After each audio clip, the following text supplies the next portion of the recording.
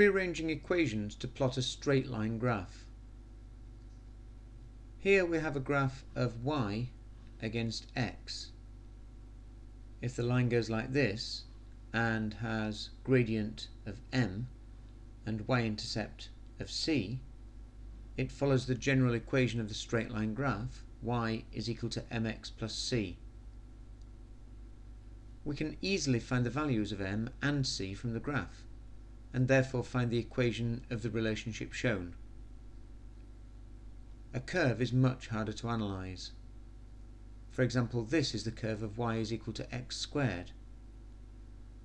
This is not the curve of y equals x squared, but at first sight it would be very difficult to see the difference. If we can rearrange an equation to match the format of the equation of a straight line graph, analysis is again simple. Let's look a little bit more closely at the format. Well, y is a variable, our dependent variable. M is a constant, the gradient. X is our independent variable, and c is a constant. In our equation we need to work out which terms are variables and which are constants, then rearrange to fit the above format. For example, with the equation v is equal to u plus at, v is the final velocity and is a variable, u the initial velocity which is constant, a is the acceleration which is constant, and t the time which is variable. So we can rearrange the equation as v is equal to at plus u. Then, if we plot v against t, our gradient is our acceleration a, and our y-intercept is the initial velocity u.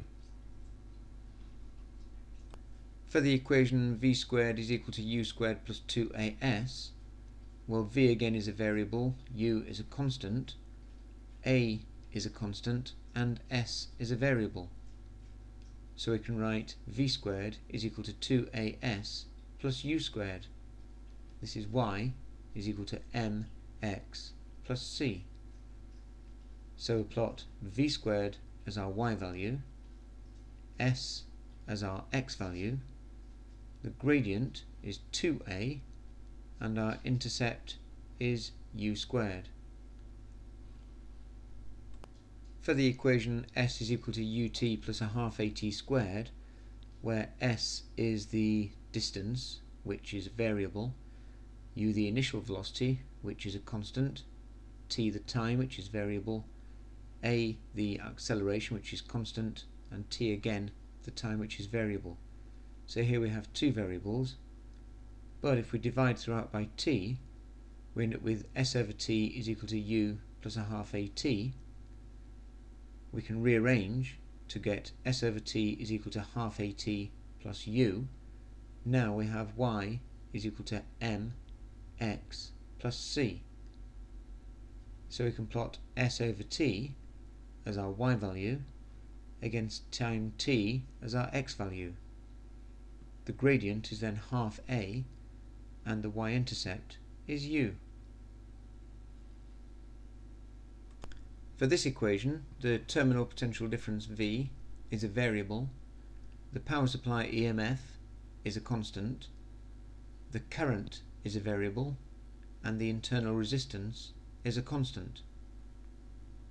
So we can rearrange to this format where we've got y is equal to mx plus c. So we need to plot V as our y value, I as our x value, and we get a gradient of minus r. In this case we'll get a negative gradient as the internal resistance is a positive value.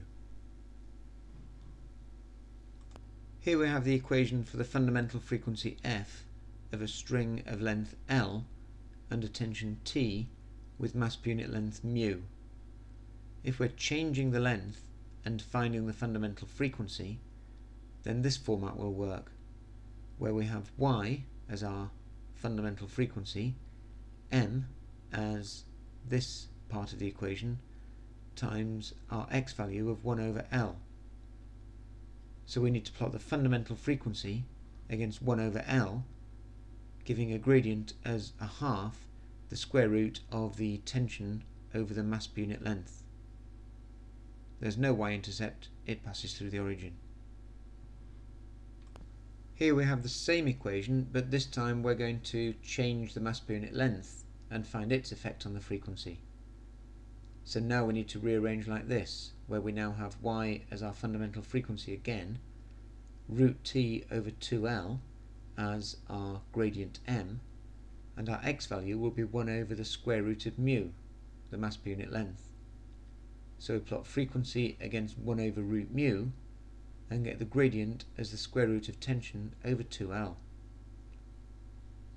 And finally, if we're going to vary the tension and find the fundamental frequency, we would then rearrange like this, again plotting our frequency as our y value.